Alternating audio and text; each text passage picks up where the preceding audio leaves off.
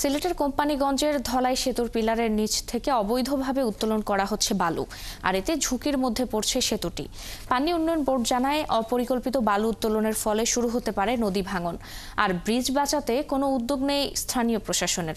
স্থানীয় ছাত্র জনতার দাবি, বারবার প্রতিরোধ করা হলেও কোনোভাবেই থামানো যাচ্ছে না বালু খেকোদের। হুসাইন আহমেদ সুজাদের প্রতিবেদন।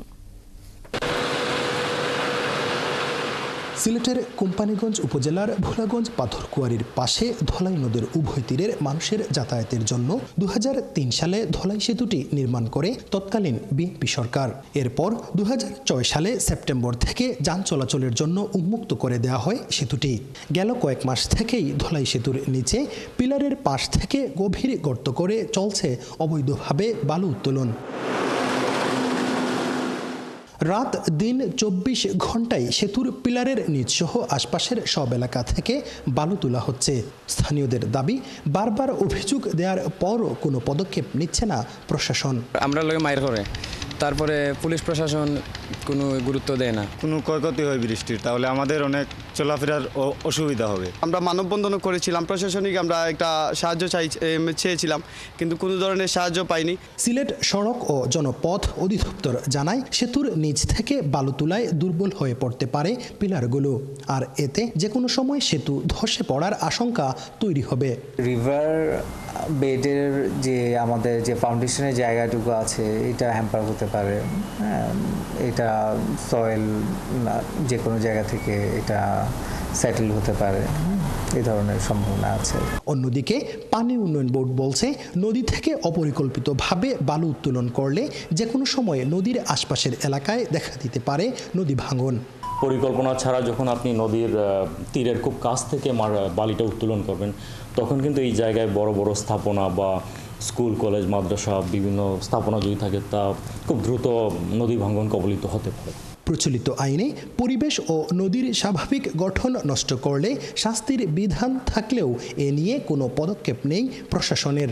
আর এ বিষয়ে ক্যামেরার সামনে কথা বলতে নারাজ কোম্পানিগঞ্জ উপজেলা নির্বাহী কর্মকর্তা।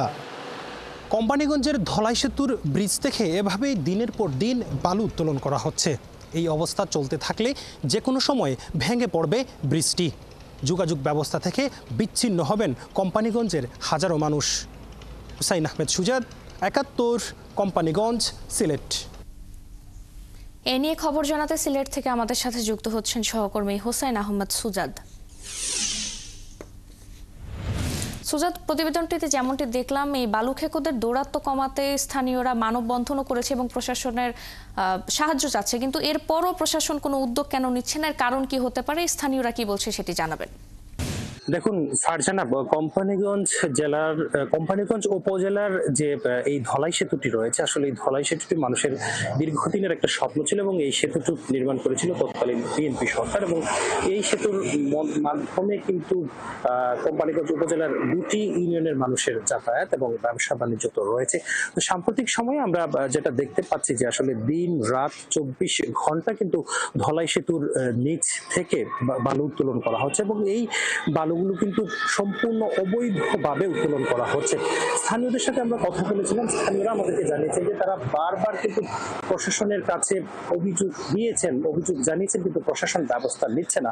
আমরা জেনেছি যে আসলে মাঝে মধ্যে কিছু অভিযান করা হয়, যেখানে প্রতিদিন 20 থেকে 30 লাখ টাকার বালু উঠিয়ে নেওয়া হচ্ছে, সেখানে মাঝে মধ্যে প্রশাসন অভিযান করে 20,000 30,000 টাকা জরিমানা করছে। আসলে এই যে জরিমানাটা, সেটা আসলে পর্যাপ্ত নয়। আপনি জানেন যে বাংলাদেশ পরিবেশ সংরক্ষণ আইন এবং বাংলাদেশ বালুমহাল সংক্রান্ত আইন যেটি রয়েছে 2010 সালে, সেখানে বলা হয়েছে যে কোনো ব্যক্তির বিরুদ্ধে যদি অবৈধভাবে বালু উত্তোলনের অভিযোগ প্রমাণিত হয়, তাহলে তাকে কিন্তু 5 লাখ টাকা জরিমানা, 10 বছরের সশ্রম কারাদণ্ডের বিধান রয়েছে।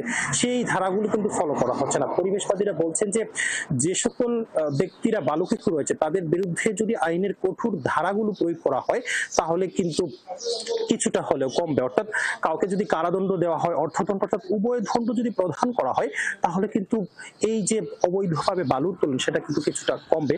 আমরা সওজদের সাথে কথা বলেছিলাম, সিলেট সড়ক ও জনপথ অধিদপ্তর, তারা আমাদেরকে জানিয়েছেন যে এভাবে যদি আসলে চলতে থাকে তাহলে কিন্তু যে কোনো সময়ে সিলেটের এই ধলাই সেতুটি ভেঙে পড়বে। পানি উন্নয়ন বোর্ডের সাথে কথা বলেছিলাম, পানি উন্নয়ন বোর্ডের নির্বাহী প্রকৌশলী আমাদেরকে জানিয়েছেন যে আসলে এভাবে যদি অপরিকল্পিতভাবে বালু উত্তোলন করা হয় তাহলে কিন্তু যে কোনো সময় এই নদীর আশপাশের এলাকায় কিন্তু নতুন করে নদী ভাঙন দেখা দিতে পারে। তো প্রশাসনের সাথে আমরা কথা বলার চেষ্টা করেছিলাম, কোম্পানিগঞ্জ উপজেলা প্রশাসনের সাথে, তারা কিন্তু আমাদের সাথে কোনো ধরনের কথা বলতে রাজি হননি। আসলে তারা কেন কথা বলতে রাজি হননি, তারা কেন ব্যবস্থা নিচ্ছে না স্থানীয় প্রশাসন, সেটা আসলে খতিয়ে দেখা প্রয়োজন। আমরা এলাকার যারা তরুণ সমাজ রয়েছে, ছাত্র সমাজ রয়েছে, তাদের সাথে আমরা কথা বলেছিলাম, তারা বলছে যে তারা বারবার কিন্তু অভিযোগ দিয়েছেন প্রশাসনের কাছে এবং তারা মানববন্ধনও করেছেন, যারা বালু তুলছেন তাদেরকে তারা বাধা দিয়েছেন, আসলে তাদের বাধা কেউ শুনছে না। তো এভাবে যদি আসলে চলতে। ধন্যবাদ সুজাত আমাদের সঙ্গে যুক্ত হওয়ার জন্য। দর্শক, সিলেটের কোম্পানিগঞ্জ থেকে অবৈধ বালু উত্তোলনের খবর জানাচ্ছিলেন সহকর্মী হোসেন আহমদ সুজাত।